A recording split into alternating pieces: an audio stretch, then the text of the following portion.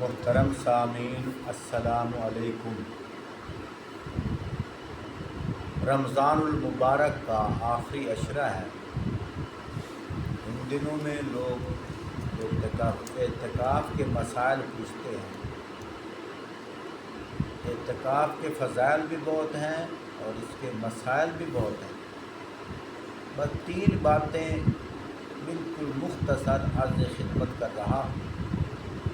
فضیلت تو اس کی یہ ہے، جو شخص مسجد کے اندر اعتکاف کرتا ہے اس کو 2 حج اور 2 عمرے مقبول کا ثواب ملتا ہے، اور فرمایا کہ وہ گناہوں سے محفوظ رہتا ہے، اور ارد گرد علاقے کے اندر جتنے مسلمان نیک اعمال کرتے ہیں اعتکاف کرنے والے کو ان کی نیکیوں کا برابر اس کو ثواب ملتا ہے۔ مثال کے طور پر اعتکاف والا مسجد میں بیٹھا ہے، محلے میں کوئی فوت ہو گیا، یہ دل کے اندر حسرت کرتا ہے، یا اللہ اگر میں بہر ہوتا تو میں بھی اس کی نماز جنازہ پڑھتا۔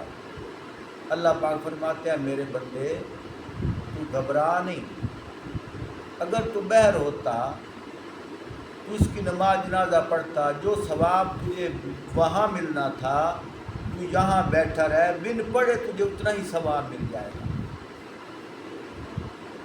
اور تیسری بات یہ ہے، جو اعتکاف کرنے والا ہے اس کے لیے روزہ شرط ہے۔ اگر وہ روزہ نہیں رکھے گا اس کا اعتکاف ٹوٹ جائے گا۔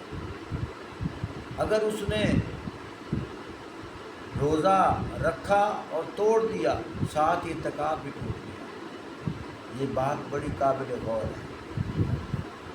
اور بھی بہت سارے مسائل ہیں، لیکن جو مسائل لوگ زیادہ پوچھ رہے ہیں اور ان کی اشد ضرورت ہے، میں اس لیے مختصر وقت کے اندر میں نے 3 باتیں عرض کی ہیں۔ اللہ ہمیں سمجھنے کی توفیق عطا فرمائے۔ والسلام۔